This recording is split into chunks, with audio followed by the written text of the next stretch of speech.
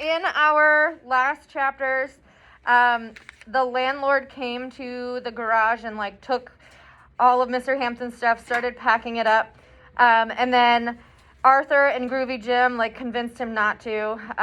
Groovy Jim paid part of the rent for Arthur, and then he has until the end of May to make up his mind and pay the rest and like continue. So he has like a little bit to figure out what he's gonna do. He calls Officer Billy to try to get some help with the garage. Then Officer Billy tells him like it's not really your business what to do with his stuff. And Arthur says, "Can you please ask Judge Warner to help?" She says, I'll look into it. That's all I'm promising. And I'm going to speak to the judge soon about your probation hours as well. So, but she's like, stay out of trouble. So we're on 222. This is chapter 45. We're going to read for a bit, and then we'll work on our projects. We're almost done. Oh, my God. I finished my book yesterday. Your book? My dear book. So okay. Now I'm reading. You need a new one. Oh, that's a good one. Where you love that book. And then leave. It's a good one. John Boynia. Yeah, it's good. All right, we're on 222. Please follow along with me. What? Chapter 45. We're starting. You're trying to save what? Arthur's mom asked, looking confused. Since Officer Billy hadn't been of much use, Arthur had decided to ask his mom and Roger for help. He was running out of time to pay the last $50 of the back rent. The end of May was approaching fast. Squeak had offered the $30 he was saving for college, but they would still be short, especially since they needed to come up with the rent for June now. $30 saving for college is kind of funny. That's not much. No. It's not even a book. No. Carter Houghton, I have a bunch of new books on the other side, just FYI. Okay. Where am I? about myself, I just made a reading goal. Gotta read the whole Diary of Wimpy Kid series. Ooh, there you go. That was late. I just got it. Sixth grade. Okay. So he'd waited until they were all sitting around the kitchen table for their usual Friday night dinner. Arthur's mom was in the middle of serving a peach cobbler for dessert. It was a little burned on the bottom, so she was preoccupied with that, but Arthur decided he'd bring up Mr. Hampton's project anyhow. I'm trying to save something Mr. Hampton was working on before he died, Arthur said, just to get things started. He didn't say it was supposed to represent heaven or that it was made of junk. He described it as a gold and silver sculpture built with a lot of different objects. It fills half the garage. It's really spectacular, he added, trying to make the work of art sound great. Arthur's mom looked up from cutting the peach cobbler. I didn't know Mr. Hampton was an artist. I thought he was more of a junk collector. Arthur nodded. Well, yeah, some of the junk was for his sculptures. Why would he make sculptures out of junk? Barbara asked. Arthur could tell the conversation was already getting off track. Anyway, I'm trying to save his artwork, he pushed on, but the garage where he stored everything cost $50 a month to rent.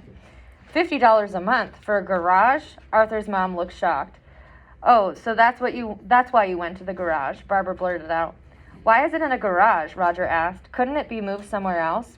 Somewhere that doesn't cost so much, Arthur's mom added. Arthur thought about all the delicate pieces, the hundreds of fragile light bulbs wrapped in foil, the wings attached with pieces of coffee cans and nails and pins. He shook his head. I don't think it would work. Well, people can't expect you to pay for a garage by yourself, his mom interrupted. That wasn't part of your probation sentence. You're 13 years old. We don't have that kind of money. Isn't there someone else who could take over instead? Officer Billy said Mr. Hampton had some family in South Carolina. Nobody else is going to understand what he did. That's what I'm trying to tell you. Arthur could feel his frustration growing. Why didn't anyone get what he was saying?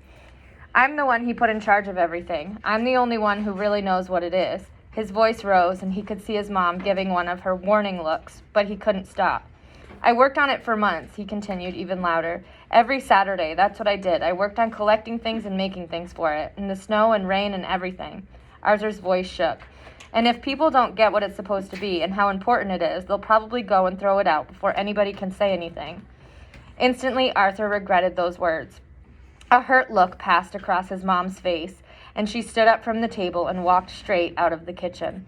Why do you think his mom's upset right now? Huh? Yeah, look, so he said, and if people don't get what it's supposed to be and how important it is, they'll probably go throw it out before anyone can say anything. So he's referring to, like, how she threw out all his dad's stuff. So that, like, hurt her. Herself. What? She's gonna go kill herself. No. I think that's a little dramatic. Guilty. She was pretty hurt by that. Like, he said that, kind of just came out, and he was like, like, kind of wanted to grab the words back and take them back. And his mom is immediately upset. So she gets upset. She walks out of the kitchen. Barbara's mouth was a little O, so Barbara is like, oh my God. She's like gaping, like, whoa. Roger looked confused by the whole scene. Poor Roger has no idea what's going on. Roger's like, He's like, what? Why did she just walk away? Arthur wasn't sure how much of the story of his dad's hat and the brick he knew. And honestly, the connection hadn't crossed Arthur's mind until it was too late. He just said the first thing that came into his head, which was always a mistake. I better go see where Mom went, he mumbled, feeling his face get warm as he slowly got up from the table. You're in big trouble, Barbara said. Just shut up, he glared at his sister as he walked out. Arthur found his mom upstairs, sitting on her bed, holding a box of tissues in her lap. Her neck and cheeks had bright red blotches on them. She always broke out in blotches when she was upset. He felt like a total jerk. I'm sorry, Mom, he said, standing awkwardly in the doorway, as if there were an invisible do not cross line there. I didn't mean what I said. I wasn't talking about you throwing out Dad's things. That's not what I meant. It sounded like what you meant. Arthur sighed loudly. It wasn't. I was just trying to talk about Mr. Hampton's work, and nobody was listening.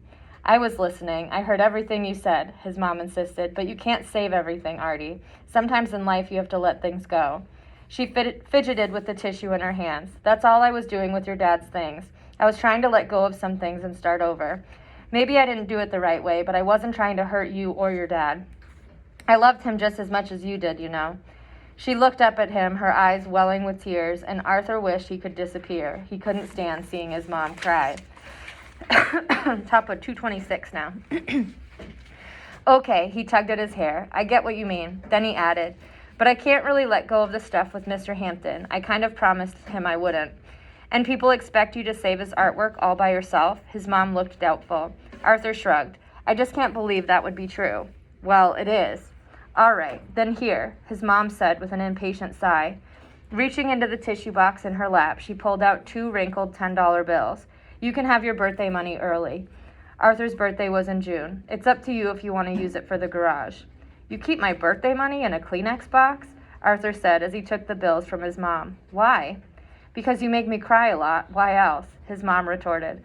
Then a small smile crept across her blotchy face, and that way I never forget where it is. For some reason, this made both of them crack up. All right, we're going to do one more. It's a short one. So this is the 6th important thing. We're on 227. Even though they now had enough cash to cover the back rent with Arthur's birthday money, Squeak's college money, and Groovy Jim's $50, they still needed to pay for June. And what would happen after that?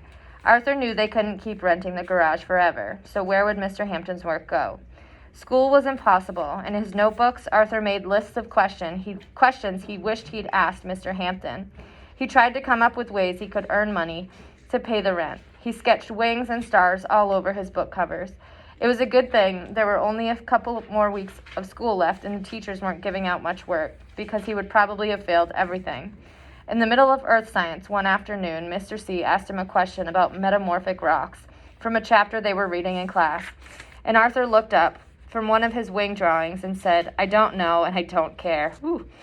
This was the truth. He didn't give a crap about metamorphic rocks. All he cared about was Hampton's throne, which was sitting in a crummy garage and could be destroyed in days or weeks if he couldn't find a way to save it.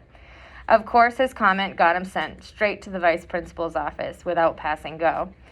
It was while he was slouching in one of the office chairs waiting on Vice that Mr. Hampton sent a message to him. Well, not a real message, a subliminal kind of message. Arthur was trying not to make eye contact with the secretaries who were giving him random disapproving glares from their desks, when he noticed something familiar sitting on the counter nearby. Most important thing, number 6, coffee cans. He'd collected dozens of them during the months that he'd worked for Mr. Hampton. The sides were cut into strips. Then the curved metal pieces were used like hinges to attach the cardboard angel wings to everything. Arthur could see Mr. Hampton's idea for him almost immediately. The coffee can in the office was decorated with red construction paper. On the front, in not very neat printing, it said, Donate to the Band Uniform Fund, with a bunch of musical notes drawn all over the rest of the paper. In the top was a slot where you could put your money. Top of 229. One of the secretaries noticed Arthur staring at the coffee can. She stood up and moved it off the counter out of reach. So what does this lady think? He's like, oh, he's gonna steal it. Yeah, so he's like looking at the coffee can because it's one of the most important things on the list and it's something he's used to. And she assumes immediately that he's going to steal it, so she moves it. Don't get any ideas, she said in a snippy voice. Sure, Arthur replied, hardly able to hold back the big fat smile that was trying to slide across his face. It was too late, he wanted to tell the secretary. He already had the idea he wanted. All right, so we're going to stop there. So please get on your community spotlight.